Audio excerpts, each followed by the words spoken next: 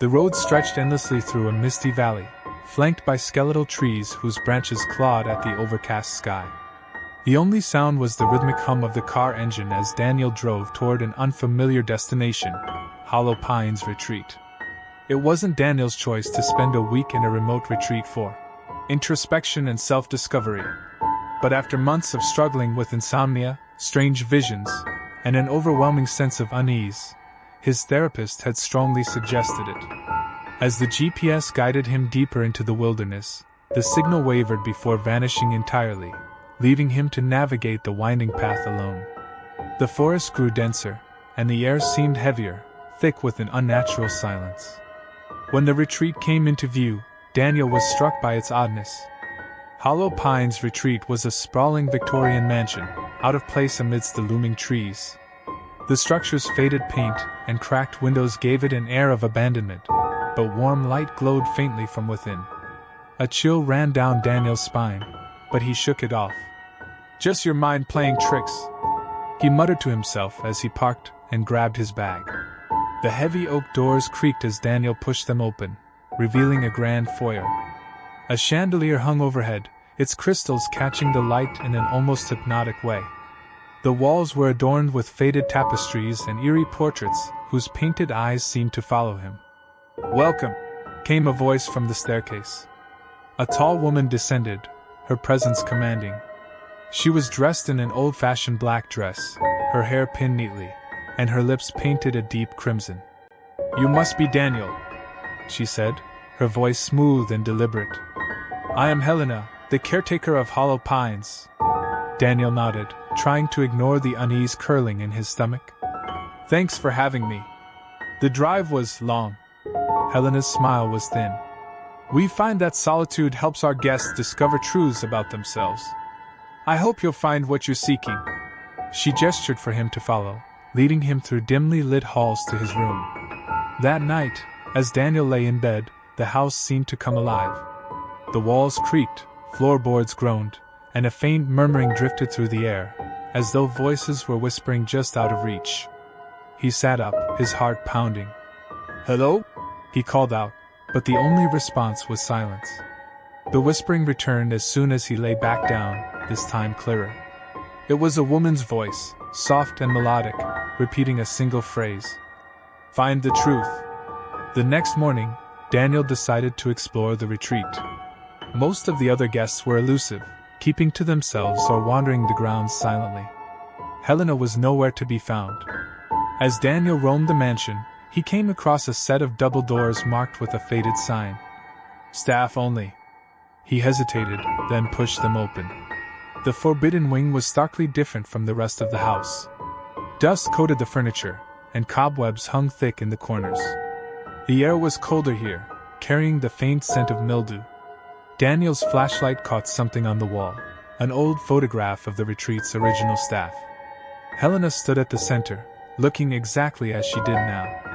"That's impossible," he muttered. Then he saw it, a figure at the end of the hallway. It was a woman in a pale dress, her back turned to him. "Hello?" he called out, his voice trembling. The figure didn't move. Instead, she began to hum the same melody Daniel had heard the night before. The sound grew louder, filling his head until it was unbearable. "Stop!" he yelled, stumbling backward. When he looked up, the figure was gone. Determined to understand what was happening, Daniel searched the mansion's library. Hidden among the dusty books, he found a journal belonging to a man named Elias Grayson, who had once owned the retreat. The entries painted a chilling picture. "The house is alive. It feeds on us, drawing strength from our pain and secrets. The whispers, they compel us to stay, to uncover truths we are not ready to face. Helena is its servant, bound to the house for eternity. She watches, waiting for the house to choose its next victim." Daniel slammed the journal shut, his pulse racing. That night, Daniel woke to find his door ajar. A faint light spilled into the room, accompanied by the whispering voice. "Find the truth." Drawn by a force he couldn't explain, he followed the light down the hallways, through twists and turns that seemed unfamiliar despite his earlier exploration. He eventually found himself in a grand hall lined with tall mirrors. As he stepped inside, the door slammed shut behind him. The mirrors flickered, showing glimpses of scenes from his past, moments of guilt, pain, and betrayal. "Stop it!" he yelled, covering his eyes. But the reflections grew clearer, showing him things he had buried deep. He saw himself arguing with his late mother, saying words he could never take back. He saw his ex-girlfriend crying, her pleas for understanding ignored. The mirrors began to shatter one by one, each releasing a deafening scream. In the shards of glass, Daniel saw the pale figure from before, her hollow eyes fixed on him. The house seemed to close in around him, the walls pulsing as if alive. Daniel ran, desperate to escape, but every hallway led him back to the same place, the foyer.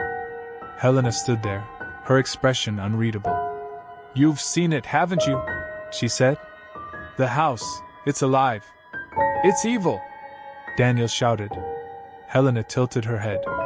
"The house merely reveals what you've hidden. It cannot show what isn't already there." "What are you talking about?" Helena stepped closer, her eyes gleaming. "You came here to escape, but there is no escape from yourself. The house feeds on those who refuse to face their truths. That's why it called you." The realization hit Daniel like a blow. The guilt, the anger, the unresolved pain, it had followed him here, and now the house was using it to consume him. Helena raised a hand, and the whispers grew deafening. The house trembled, its walls cracking and splintering. "You have a choice," she said. "Face your truth and leave, or deny it and stay forever." The pale figure appeared again, her hollow eyes filled with an unspoken plea. Daniel realized she wasn't trying to harm him. She was a victim, trapped in the house for refusing to confront her own past.